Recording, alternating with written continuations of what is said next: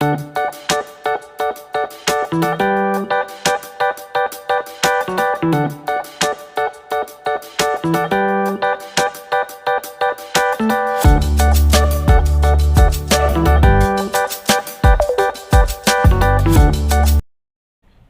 we are going to see in our chapter, in this video, the failure of wave theory to explain the observation of photoelectric effect. Obviously, it was considered that light is electromagnetic wave, right? So हमने जो observation देखे हैं, वो observation जो graphs हमने वहाँ plot किए उसको एक्सप्लेन करने के लिए वेव थ्योरी काफ़ी नहीं हो रही थी, जिसमें सबसे पहला ये था कि भाई instantaneous emission of electron on the incidence of light, कि सरफेस पे जैसे ही लाइट इंसिडेंट हो रही है, ये आपके हो गए मेटल सरफेस, ये आ गए आपके फ्री इलेक्ट्रॉन्स, राइट।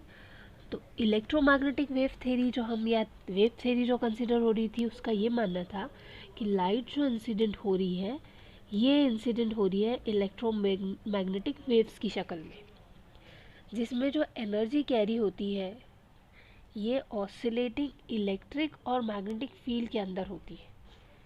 तो जब ये लाइट वेव्स यहाँ इंसिडेंट हो रही है, ऑसिलेटिंग इलेक्ट्रिक और मैग्नेटिक फील्ड ये एनर्जी को कैरी करके ला रहे हैं, तो वेव थ्योरी को अगर हम नज़र में रखें तो ये बता रहे थे कि भाई जो एनर्जी आ रही है, ये एनर्जी लाइट की इलेक्ट्रॉन एब्जॉर्ब करेगा और ये इलेक्ट्रॉन को एनर्जी पूरी तरीके से एब्जॉर्ब करने के लिए फ्यू मिनट्स लग जाएंगे। ठीक है बेटा, फ्यू मिनट्स यहाँ पे रिक्वायर्ड थे इलेक्ट्रॉन को एनर्जी गेन करने के लिए। और उसके बाद क्या होने वाला था कि ये इलेक्ट्रॉन फिर जंप आउट होता था, बाहर निकल जाता था, लेकिन ऐसा नहीं हुआ।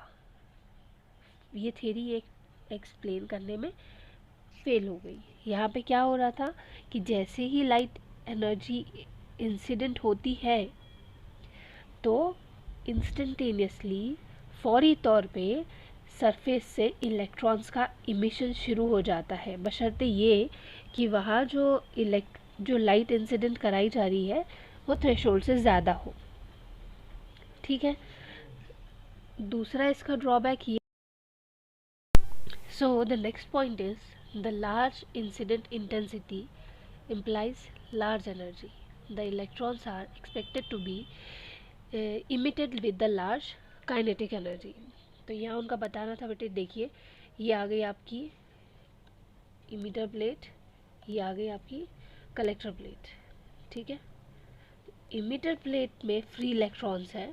अब लाइट की कम इंटेंसिटी की लाइट आप इंसिडेंट कराए इसके ऊपर, तो क्या होने वाला है, इलेक्ट्रॉन निकलेंगे, right. Electron will move toward the collector plate. यहाँ पे एक चीज़ ये है कि भले से इंटेंसिटी ऑफ लाइट कितनी भी ज़्यादा रहो,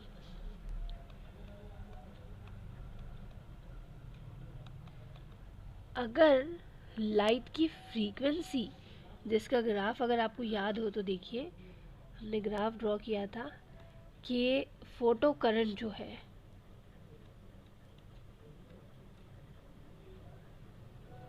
फोटो करंट हमारा ये एक्सिस पे था और जो फ्रीक्वेंसी हमारी ये एक्सिस पे है न्यू।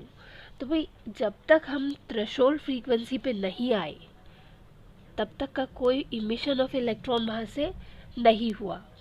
आफ्टर थ्रेशोल्ड हमारी क्या हुई, अगर हमने फ्रीक्वेंसी को बढ़ाया तो करंट हमारा बढ़ता गया, यानी इमिशन ऑफ इलेक्ट्रॉन वहाँ पे बढ़ते गए। याद आया बेटा आपको ये ग्राफ? तो यहाँ क्या हुआ था, इंटेंसिटी चाहे जो भी हो लाइट की, राइट, इंटेंसिटी ऑफ लाइट जो भी हो, निकलेंगे इलेक्ट्रॉन कब, जब हम थ्रेशोल्ड के ऊपर काम करेंगे।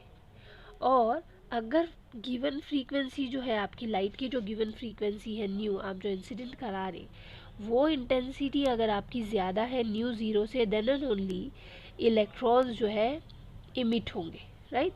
इलेक्ट्रॉन्स निकल के मूव होना शुरू करेंगे और चूँकि ये ज़्यादा होगा तब इसके पास क्या होगा, ज़्यादा काइनेटिक एनर्जी होगी, मैक्सिमम काइनेटिक एनर्जी के साथ ये इलेक्ट्रॉन्स यहाँ से इमिट होंगे। अगर आपकी फ्रीक्वेंसी इक्वल है न्यू ज़ीरो से तो बेटा क्या होगा, इलेक्ट्रॉन निकलेंगे but they will not have any kind of kinetic energy. उनकी काइनेटिक एनर्जी कितनी हो जाएगी, ज़ीरो हो जाएगी। तो यहाँ इंटेंसिटी की बात आ ही नहीं रही। जो इमिटेड इलेक्ट्रॉन है वो किससे हो रहे हैं, हमने ऑब्जर्वेशन में क्या देखा कि इमिशन ऑफ इलेक्ट्रॉन होगा किसकी वजह से, फ्रीक्वेंसी की वजह से। हाँ, अगर आप फ्रीक्वेंसी न्यू ज़ीरो के ऊपर रख के इंटेंसिटी को बढ़ा रहे हैं तो फिर आपका जो करंट है वो बढ़ेगा, मगर तब भी न्यू ही डिसाइड करेगा energy of kinetic energy of the emitted electron.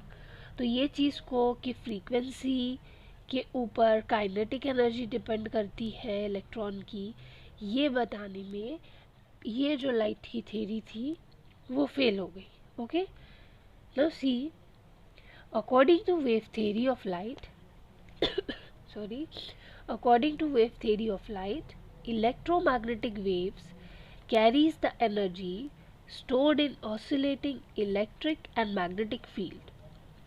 When enough energy is absorbed by an electron in a substance, it should be liberated as a photoelectron. Frequency of light does not come in picture in this case. Hence, there should not be any threshold frequency for emission of electron, but it is found that there exists threshold frequency and it depends on the metal. Right? See the next point. Experimentally, the maximum kinetic energy of photoelectron increases linearly with the frequency of light. This cannot be accounted by the wave theory of light. Again one more failure which we have seen, अभी देखा हमने. If the source of light is weak or far away from a metal surface, the emission of electron will not be almost instantaneous. The electron may have to wait for several hours, days to absorption of enough energy from the incident light as by the wave theory of light. Energy is spread over the wavefront, but experimentally, for an appropriate frequency of incident light, photoelectric effect is almost instantaneous. ये वाले point में उन्होंने क्या बताया कि अगर आपका जो सोर्स है वो वीक है, बहुत हल्की सी लाइट दे रहा है या मेटल सरफेस से दूर है, तो इमिशन ऑफ इलेक्ट्रॉन होने के लिए आपको बहुत टाइम लगेगा, क्योंकि एनर्जी कम है, दूर से आ रही है, एब्जॉर्ब होने के लिए टाइम लगेगा। लेकिन ऐसा नहीं है। एक्सपेरिमेंटली हमने क्या प्रूफ किया कि इंटेंसिटी कम भी रही तब भी the phenomena is almost instantaneous. Only one observation, photoelectric current and intensity of incident light can be accounted by the wave theory of light. So ये रहे आपके failure.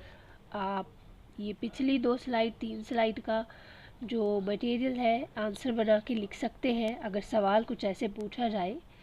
Explain the failure of wave theory of light to account for the observation from the experiment on photoelectric effect. ये 3 mark के लिए पूछेगा, तो at least आप 3 points जो है यहाँ पे प्रेजेंट कर दीजिए. Okay, so thank you for watching the video.